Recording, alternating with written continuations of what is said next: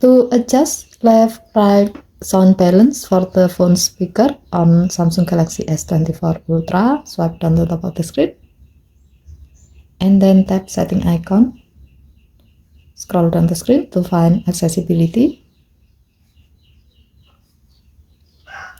Tap accessibility and then tap hearing enhancement.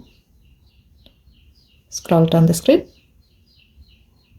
As you can see, under phone speaker, the left-right sound balance is set to center, where both the left and right audio channel play at equal volume.